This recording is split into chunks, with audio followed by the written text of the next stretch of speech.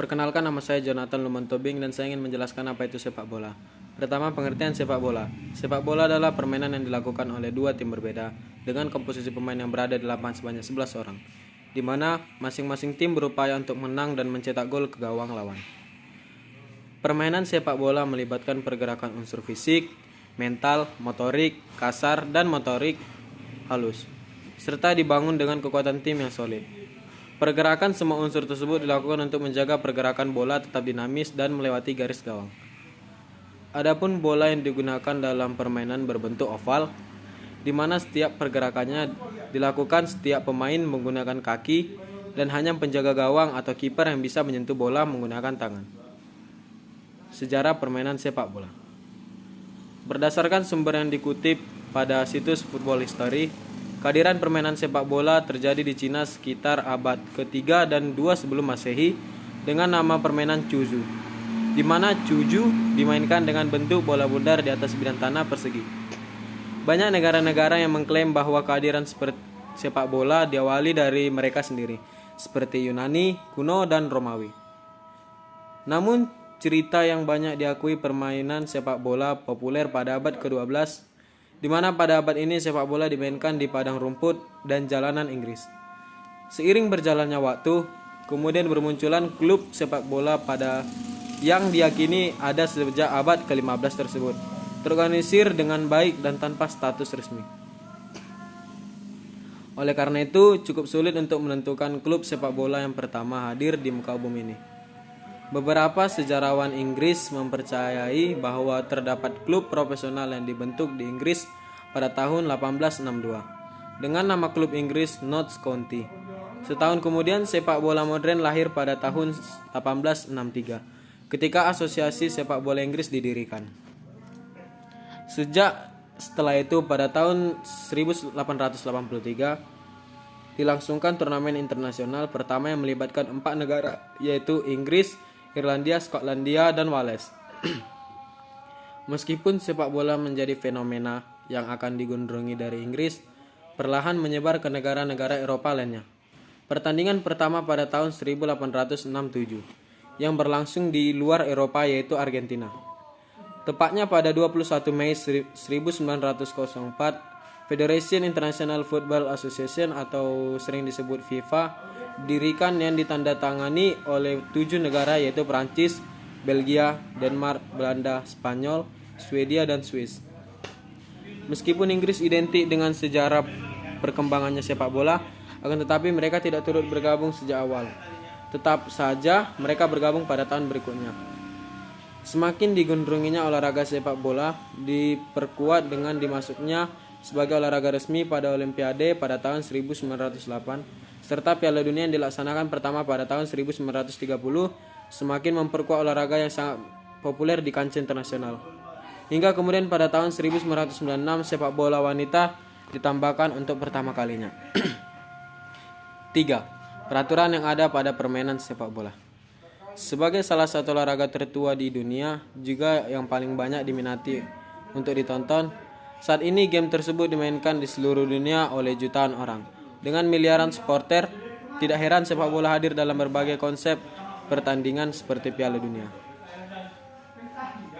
Melihat antusias penduduk dunia terhadap sepak bola harus berbarengan dengan aturan main FIFA sebagai organisasi internasional yang menaungi olahraga ini. Telah mengeluarkan aturan baku A, peraturan tentang gol yang sah, di mana aturan pertama yang perlu diperhatikan adalah untuk memenangkan pertandingan bola harus masuk ke gawang lawan. Setiap tendangan yang mengarah ke gawang lawan harus diakhiri dengan melewati garis agar bisa menjadi gol yang sah. Gol dapat dicetak dengan bagian tubuh manapun selain dari tangan atau lengan ke bahu. B. Peraturan tentang waktu permainan. Aturan umum yang perlu diperhatikan adalah waktu yang berlaku selama pertandingan adalah selama 90 menit atau 1 jam 30 menit. Selama pertandingan akan dibagi menjadi 2 bagian.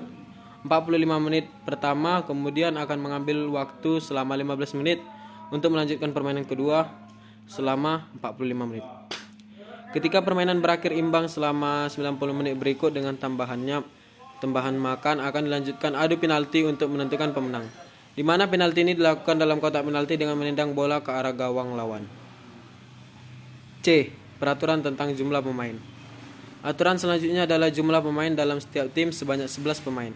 Terdiri 10 pemain lapangan dan 1 penjaga gawang. Setiap tim dapat menyediakan hingga 7 pemain pengganti. Pergantian pemain dapat dilakukan kapan saja dalam pertandingan dengan masing-masing tim dapat melakukan maksimal 3 pergantian pemain per sisi. Selain itu, para pemain harus memakai equipment atau peralatan seperti mengenakan sepatu bola, bantalan tulang kering, dan jersey yang serasi. Selain itu, penjaga gawang juga akan menggunakan sarung tangan empuk. Dari setiap tim akan ditunjuk satu kapten, di mana kapten yang nantinya akan memakai karet kapten.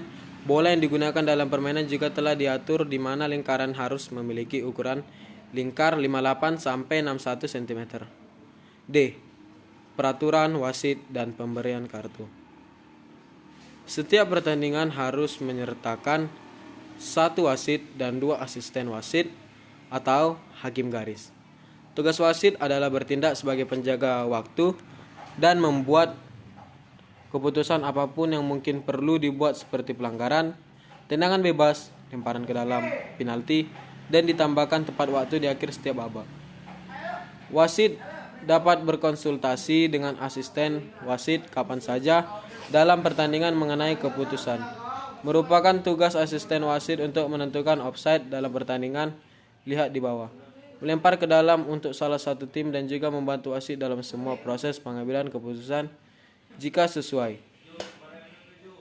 Untuk pelanggaran yang dilakukan seorang pemain dapat diganjar dengan kartu kuning atau kartu merah, tergantung tingkat pelanggaran yang dilakukan. Keputusan ini biasanya dilakukan atas dasar kebijakan wasit. Kedua kartu tersebut memiliki arti yang berbeda, di mana kuning sebagai tanda peringatan, sedangkan kartu merah adalah hukuman untuk pemain yang melakukan pelanggaran berat, biasanya ditandai dengan keluarnya pemain dari lapangan hijau. Selain itu, 2 kartu kuning sama artinya dengan 1 kartu merah. Kerugian bagi tim ketika terdapat salah satu pemain yang diganjar kartu merah, pasalnya secara otomatis mereka akan kehilangan 1 pemain. 4. Manfaat bermain sepak bola. A. Menambah kebugaran dan stamina.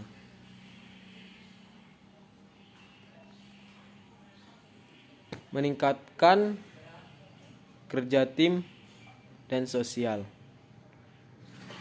Baik untuk kesehatan mental, baik untuk kognisi, membantu problem solving anak. 5. Ukuran lapangan. Ukuran lapangan diperbolehkan bervariasi. Aturan FIFA menerapkan standar lapangan sepak bola internasional adalah panjangnya 100 sampai 110 meter, sementara lebarnya 64 sampai 75 meter.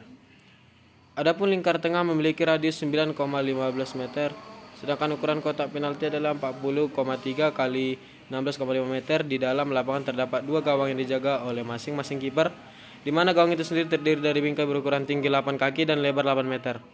Teknik dasar permainan sepak bola. A. Teknik dasar mengoper bola atau passing. B. Teknik dasar menghentikan bola atau menerima bola. C. Menggiring atau dribbling bola. D. Mengontrol bola. E. Kontrol tubuh.